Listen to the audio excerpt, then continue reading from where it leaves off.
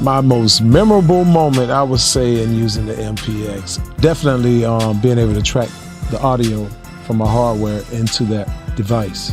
Like, that's dope.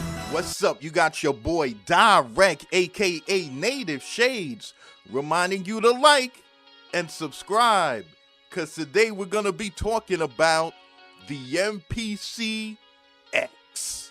What had happened was we got an emergency situation over here. There's chaos among us. A bunch of angry, fed-up producers just surrounded the Akai building, demanding a standalone sampler. And after months of negotiation, Akai finally comes through with what the people so desperately wanted: a standalone MPC. The year was 2017. Mr. You're Fired himself became the 45th president of the United States. The Golden State Warriors won their second NBA championship. And finally, Akai brought to the masses a standalone MPC. Now, a couple years earlier, Akai had pretty good success with the MPC Renaissance, bringing the machine-like workflow into the Akai universe. But even with that, some people was half in and others were half out. Akai put out some other gear, the MPC Studio and even the MPC Fly. Some did well, some did not. But as time went on, Akai was showing really good progress. They released the MPC Touch. What? A controller that allows you to manipulate, program, and arrange your beats with ease using its touchscreen. And the touchscreen on the MPC Touch was remarkable. It was one of the most precise and responsive touchscreens there was. A lot of folks loved the MPC Touch, and producers brought them by the thousands. But still, you always heard chirping in the background about being tethered to the computer. From the MPC 60 all the way to the MPC 5000, for all those years, the MPCs were standalone devices. You could take them anywhere with you, basically, anywhere in your studio, and start programming your beats. Of course, in the late 80s and early 90s, the only online people were dealing with was waiting for that early McDonald's breakfast line. Rise and shine. But now times changed and the internet experience changed everyone's way of life, and everybody was online. But some music producers got tired of being online and they wanted to go back to standalone hardware. But hold up, wait a minute. Come back to Jamaica, everything insecure. The people didn't want just any standalone sampler. They wanted the new standalone sampler. And they wanted this standalone sampler for a decent price. Not $3,500 or $4,000 like they had some of these other MPCs going for in the past. You know, it's kind of like getting a car inspection. You know, at least for the states that have car inspections, it's like every year you got to get your car inspected. And when you bring it to the mechanic shop, they seem to always find something wrong. Like your car could be in perfect condition. You got all your oil changes. You made sure all your tires had efficient air in them. Everything is in tip-top shape with your vehicle. But you bring it to one of these shops and there's always some mechanic telling you gotta get something done. You'll bring it in and they'll be like, hey, I see that your inspection expired in April. You know it's June. I bet you've been getting a lot of tickets, huh? And you're like, yeah, I got a couple tickets, man. You know, it's getting pretty expensive. And they're like, yeah, I sure bet. But they'll be like, hey, bro, your car looks good, though. Let me just give it a quick check and just make sure everything is in tip-top shape. And you're like, okay. And then after staying there for like 40 minutes, he'll come back and be like, yeah, your car is in good condition. I can tell you take care of it. You're like, yeah, I try. Like, yeah, everything seems to be good. Just one thing, you need new windshield wiper blades. And you're like, oh, okay, that's no problem. How much is it, like $30 or something like that? He's like, $30? Yeah, that was the 1998 price. No, my friend, the price went up on windshield wipers. Yeah, it's $200 each. And you're like, wait, what? $200 each for windshield wiper blades? So you decide not to do it because it's too expensive, and end up getting about $500 worth of more tickets looking for a shop that can do the inspection for you for a decent price. People wanted Akai to bring out a standalone, but they wanted it to be modern. They wanted it to have all the current modern technologies and even things that didn't come out yet. They wanted to get rid of the blue screen. You know, the screens that they had in the late 80s that made it look like you were always working on a Commodore 64 computer? And if you remove the backlighting, it looks like you're on your 1990s Game Boy? Yeah, they wanted to get rid of that screen.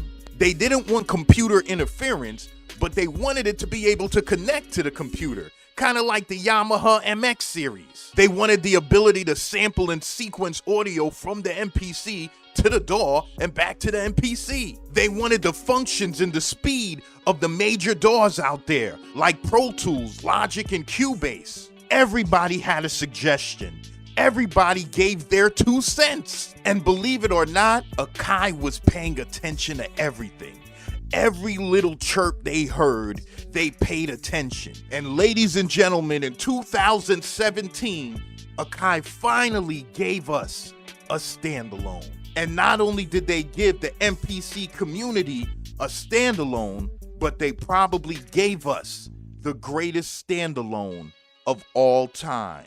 And folks, that was the MPC X. You're getting 16 velocity sensitive and pressure sensitive backlit pads. You're getting 16 360 degree touch sensitive Q-Link knobs. It has 2 gig of memory with a storage of 16 gig of memory. You're getting real-time time stretch and clip launching if you want to use it in a DJ style or like an Ableton Live like machine. You're getting 2 MIDI in, 4 MIDI out, 8 TRS outputs, standard, 8 CV gate outputs, standard, 3 USB ports, an SD card slot, a full color LED backlit display with an awesome touch interface. It has 8 standalone audio tracks. It has a laptop mode where you could use it like a controller to control the software on your computer. And you can bounce the tracks between the software